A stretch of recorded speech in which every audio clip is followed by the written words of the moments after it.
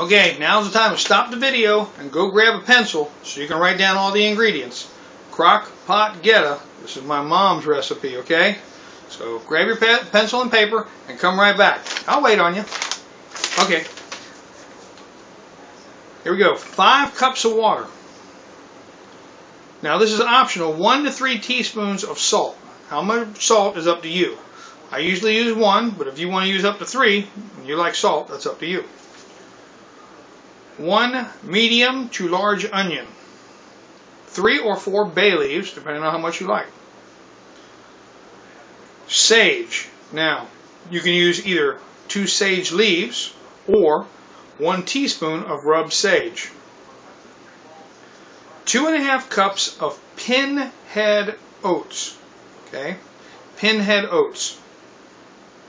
A pinch of pepper. 1 pound of ground sausage. Okay? Plain ground sausage. 1 pound of lean ground beef or chuck or whatever you want to use. 1 teaspoon of beef bouillon.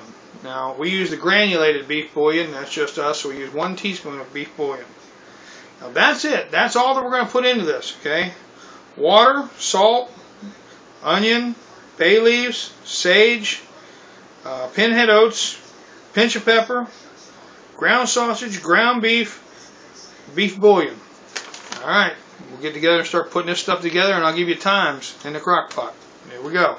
Okay, so now we're going to add our 2½ cups of pinhead oatmeal. Alright, pinhead oatmeal.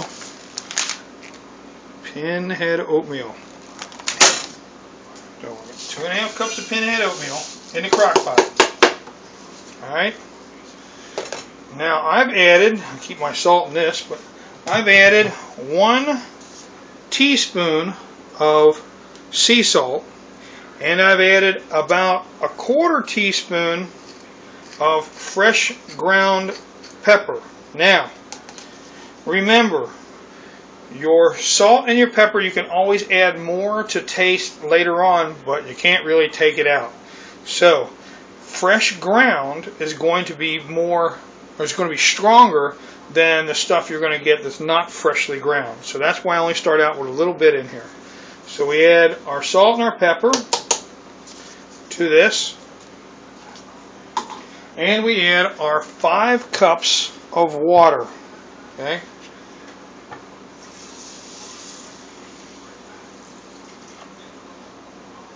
Now we've got our 5 cups of water in there, our 2½ cups of pinhead oats, a teaspoon of salt, and about 1/4 teaspoon of freshly ground black pepper.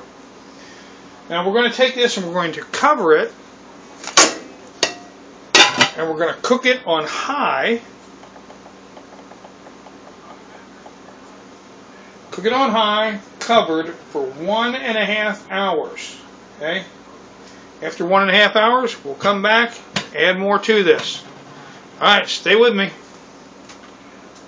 Okay, congratulations. It's been 1.5 hours and you've made oatmeal. That's right.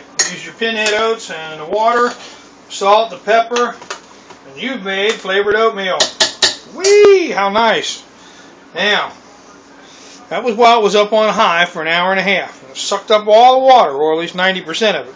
We're doing good. If it's way too dry, you'll be able to tell you. If it's moisture, okay. Okay? Now, if it's moisture, all right. Now we put in 1 pound of sausage. Okay? And our pound of lean beef.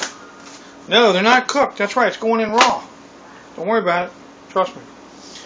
We're going to put into here, we're going to add in our sage and our beef bouillon. Okay, we got 1 teaspoon of beef bouillon and 1 teaspoon of sage. Add that in there, okay? And now it's time to add in your onion. Oh, sorry, didn't mean to bump you there.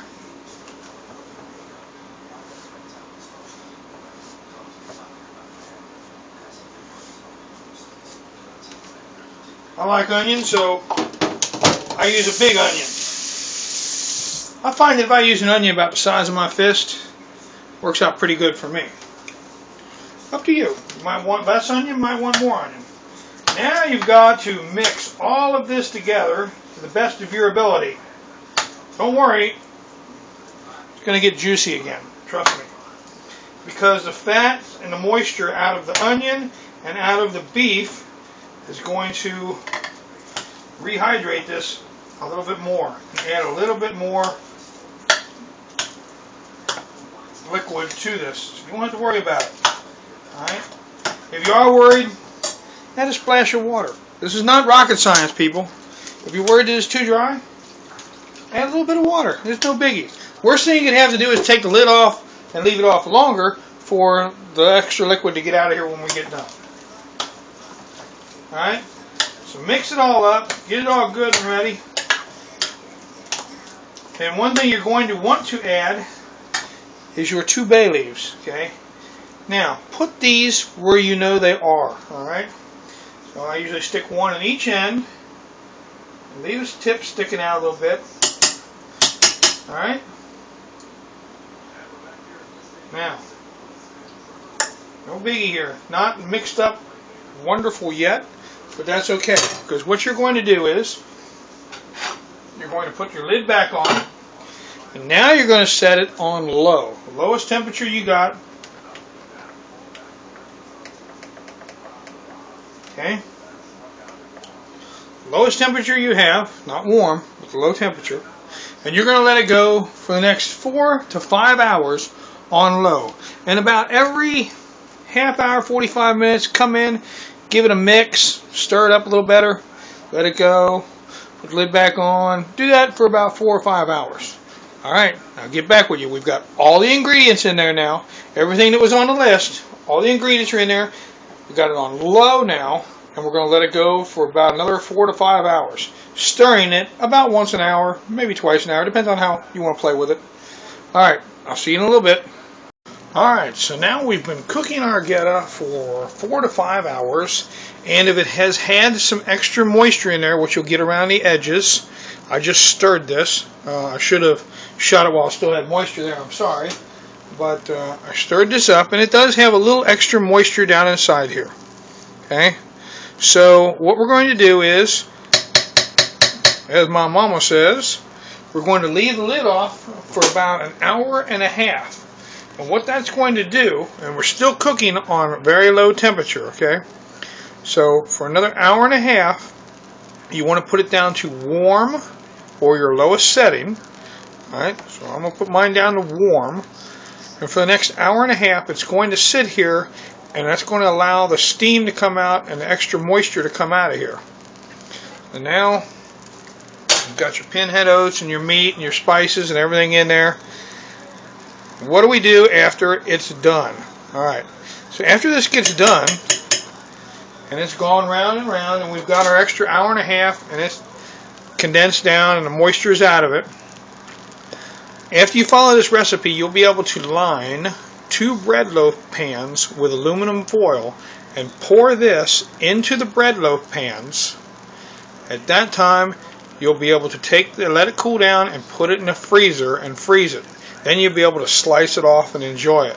So, we're going to let this cool down, and then I'm going to put it into a containers or bread loaf pans lined with aluminum foil so it comes out easier and it doesn't make messy bread loaf pans. That's the reason for the aluminum foil. You could pour it in there straight away, it wouldn't matter, but however you can do it so that you can slide it back out easily.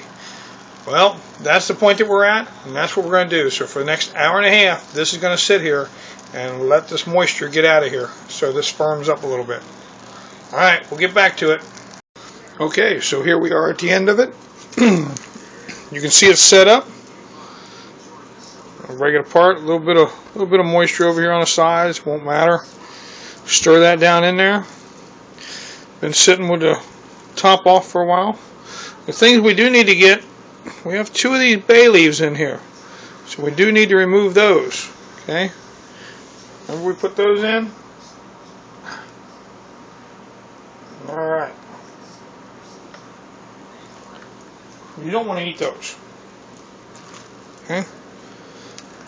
We'll search around down in here. I can't find. There it is. The other one. Alrighty. Now, this recipe makes 2 bread loaf pans. So, you take your bread loaf pan and you cover the bread loaf pan in aluminum foil. Let me back you up a little bit here. We'll cover the aluminum pan in aluminum foil, okay? Or you cover the pan in aluminum foil. And that way that you'll pour this into your pan, you won't have to scrub your pan out. And you'll be able to take the bread loaf pan after it's covered in aluminum foil and this stuff cools down. You'll be able to put another aluminum foil lid over top of it, okay? Cover it with aluminum foil, put it in the freezer and freeze it. Then the next day or so, when you want some Goetta, you'll be able to take the whole thing and turn it upside down, and it'll come out of this. You'll be covered with the aluminum foil, and you'll be able to slice off pieces after you remove the aluminum foil, and slice off pieces you want. Cover it back up, put it back in the freezer, and it'll be good to go, and you'll be able to run that way with it. Well, that's the idea. That's the way it goes. I don't need to show you guys all the rest of that part. I mean, you're smart enough to figure that out. So there's my mother's Goetta in the Crockpot recipe. Takes about a day to make, and it's absolutely fantastic. I've already snuck some.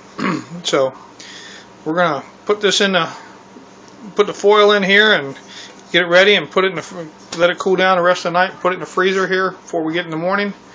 I'll catch you all on the next one. Thanks for watching.